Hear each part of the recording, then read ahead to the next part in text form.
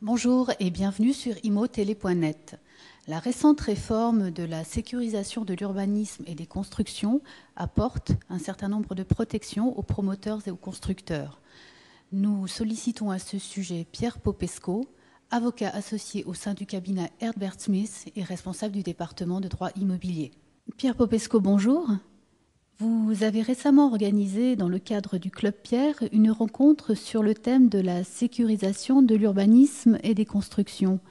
Pourriez-vous nous dire en quoi consiste cette réforme et quels en sont les grands axes ? Bonjour, en fait cette réforme ne résulte pas d'un seul texte, mais de toute une série de textes. Il y en existe deux. D'une part, l'ordonnance de décembre 2005 qui a réformé le régime des autorisations administratives et qui sera en vigueur à partir du 1er octobre 2007. Et d'autre part, la loi ENL qui, elle, est d'application immédiate et qui comporte un volet en matière de sécurisation des autorisations administratives et des constructions. On peut en fait présenter cette réforme au travers de deux axes. Le premier axe concerne les autorisations administratives elles-mêmes et le deuxième axe concerne les constructions. À titre d'exemple des mesures qui ont été prises s'agissant des autorisations administratives, il y a eu une simplification, une clarification des règles en matière de retrait des autorisations administratives, puisque désormais, à partir du 1er octobre 2007, un seul délai s'appliquera, que la décision soit une décision expresse ou une décision explicite. Ce sera un délai de 3 mois à compter de la délivrance de l'autorisation, alors qu'aujourd'hui on est sur une dualité de régime qui conduit à des difficultés d'application.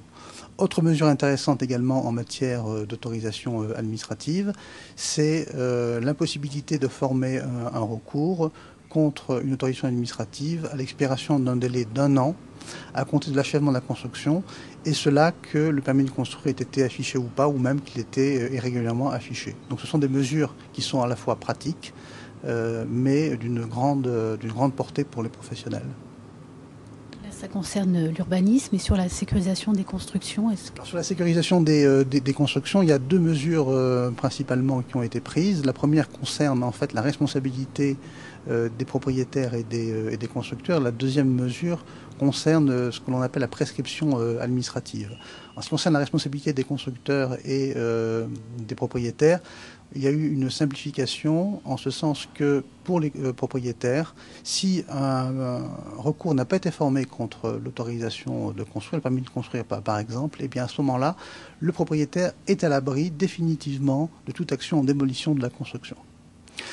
En ce qui concerne les constructeurs, c'est une action en dommages et intérêts qui est prévue, et cette action en dommages et intérêts, bien entendu, est liée à l'illégalité de l'autorisation administrative qui a été obtenue. En ce qui concerne la prescription administrative, les choses sont un peu plus complexes parce que c'est une disposition qui n'a pas fait l'objet d'un consensus entre le Sénat et la Chambre des députés. Je rappelle que la prescription administrative, c'est la règle selon laquelle l'administration se refuse à délivrer un permis de construire sur une autorisation existante si cette autorisation n'est pas conforme à la réglementation et tant qu'on n'a pas régularisé cette non-conformité. Donc la règle qui a été posée par la réforme, c'est que passer un délai de 10 ans à compter de l'achèvement, en principe, on efface, on oublie, et même si la construction est irrégulière, l'administration est en mesure de délivrer une autorisation sur la construction existante pour la modifier, la surélever par exemple. Alors il existe une série d'exceptions à ce principe. Des exceptions qui sont assez logiques, c'est-à-dire qu'on ne peut pas imaginer délivrer un permis de construire sur une construction si elle n'est pas conforme en matière de sécurité de façon générale, et d'autre part si la construction est édifiée sur le domaine public de façon irrégulière. Par contre, une disposition a été rajoutée en cours de discussion entre entre le Sénat et la Chambre des députés, qui précise que cette disposition ne concerne pas les constructions édifiées sans permis. Et donc là, on a une source d'incertitude parce qu'on ne sait pas si le sans permis s'applique à la construction elle-même ou uniquement les travaux qui sont irréguliers. Donc dans l'ensemble, c'est une réforme qui va dans le bon sens, mais il faudra attendre certainement les décisions de jurisprudence qui seront amenées à se prononcer pour en connaître complètement la portée. Pierre Popesco, merci.